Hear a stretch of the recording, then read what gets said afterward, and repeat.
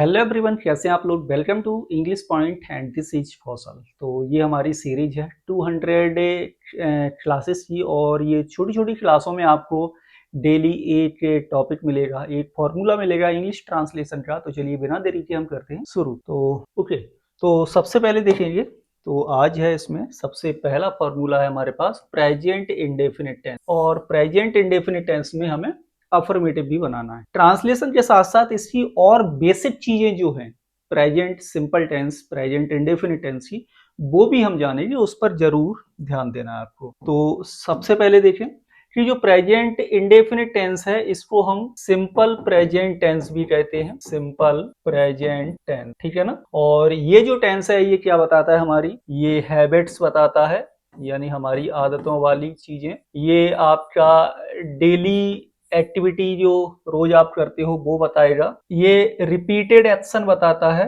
कि जो भी कार्य बार बार एक निश्चित टाइम फ्रेम में रिपीट हो रहे हैं, तो repeated action simple present tense यानी प्रेजेंट इंडेफिनिट में आते हैं। इसके साथ साथ जनरल ट्रुथ ये भी आपका प्रेजेंट इंडेफिनिट टेंस में आता है। हिंदी ट्रांसलेशन की बात करें तो वाक्य के अंत में ता है, ती है, ते हैं, ये आपको आसानी से मिल जाएंगे। सेंटेंस कैसे बनाएंगे, सबसे पहले सब्जेक्ट, उसके बाद वर्ब की फर्स्ट फॉर्म और वर्ब की पांचवी फॉर्म, यानी कि वर्ब में हमें एस या ईएस भी लगाना होता है। कब लगाना होता है, जब सब्जेक्ट हमारा ही, सी, इट या कोई नेम या सिंगुलर नाउन हो तब। Singular noun, name, it, she and he के साथ हमें वर्ब की फर्स्ट फॉर्म में क्या लगाना होगा, एस या ईएस भी लगाना होगा। क्लियर है। अब देखो, अब यहां पर सबसे पहला सेंटेंस है, ये क्या है, मैं स्कूल जाता हूं, मैं स्कूल जाता हूं। तो सबसे पहले आपको क्या लिखना है, आपको लिखना आई, ये हो गया आपका सब्जेक्ट, ठीक है। फिर हमें क्या लिखना होता है, वर्ब। वर्ब कहाँ है, पहचान के साथ जुड़ा होगा, जाता यानी जाना। तो आई के बाद क्या आएगा हमारा, गो।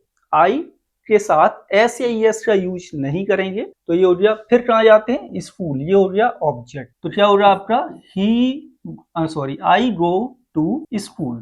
क्लियर। इस तरीके से ये सेंटेंस आपका। नेक्स्ट देखें, वह क्रिकेट खेलता है। वह मतलब ही, वह मीन्स ही क्या है, थर्ड पर्सन सिंगुलर प्रोनाउन है, आपका पर्सनल प्रोनाउन। फिर लिखेंगे वर्ब खेलना, खेलने की क्या होगी, प्ले। तो ये हो जाएगा ही प्ले। ये सिंगुलर सब्जेक्ट है, तो वर्ब में हमें क्या लगाना है, एस। ही प्लेज, क्या खेलता है, क्रिकेट। तो ये होगा आपका ही प्लेज क्रिकेट। इस तरीके से। नेक्स्ट है, सीता खाना बनाती है। तो सबसे पहले सब्जेक्ट क्या है आपका, सीता, सीता लिख लिया।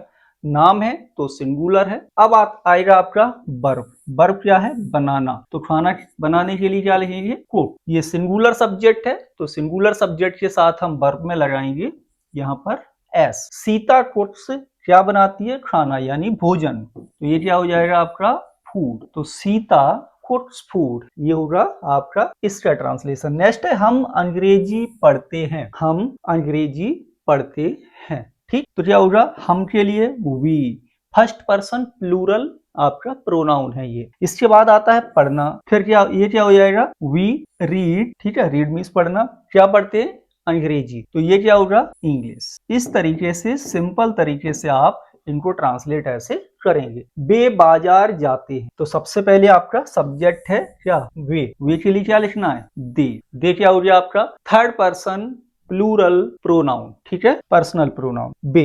फिर क्या है, जाना, जाने के लिए क्या लिखना है आपको, गो, दे गो। जब हम किसी स्थान पे जाते हैं ना, तो वर्ब ऑफ मूवमेंट के बाद जो स्थान लिखा जाता है उसके साथ टू प्रपोजिशन भी यूज होता है, ये ध्यान रखना है।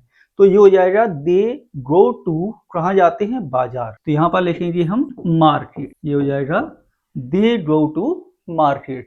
क्लियर। आगे देखें, तो ये प्रैक्टिस के लिए आपको क्वेश्चन मिल रहे हैं, इनको आप कमेंट के माध्यम से बताओ कि मैं रोज पढ़ता हूं, ठीक है। इसको इंग्लिश में कैसे बनाएंगे, वह चाय पीती है। इसको इंग्लिश में कैसे बनाएंगे, बच्चे क्रिकेट खेलते हैं। इसको इंग्लिश में कैसे बनाएंगे। कुछ चीजें मैं दे देता हूं कि इन शब्दों का ही प्रयोग आपको करना है। जैसे रोज के लिए आप कौन सा वर्ड लगाएंगे, डेली, ठीक है, इसको ऐड करना। वह चाय पीती है, तो यहां पर आप हैव वर्ब का प्रयोग करके इस सेंटेंस को बनाना। कौन सा यूज करना है? हैव का प्रयोग। बच्चे क्रिकेट खेलते हैं, तो ये सिंपल है, आपको प्ले वर्ब यूज। क्लियर? अब इसके साथ साथ और चीजें समझ लो। आपको डेली का पार्ट्स ऑफ स्पीच भी बताना। पार्ट्स ऑफ स्पीच कि डेली क्या है, आपका नाउन है, एडजेक्टिव है, या फिर एडवर्ब है, इस तरीके से। ठीक, हैव बताना कि इस सेंटेंस में जब हम हैव वर्ब का प्रयोग करेंगे तो हैव आपकी क्या होगी? हेल्पिंग वर्ब होगी या हैव मेन वर्ब होगी। इन्हीं शब्दों से बनाना है, ये ध्यान देना। ये कंडीशन होगी इन तीनों सेंटेंसेस को बनाने की, और कमेंट करके आप इनको बताएंगे। कोई भी प्रॉब्लम होगी तो इसके बारे में आपको शॉर्ट्स वीडियो के माध्यम से सारी चीजें क्लियर करके फिर से बताऊंगा। Okay, thank you for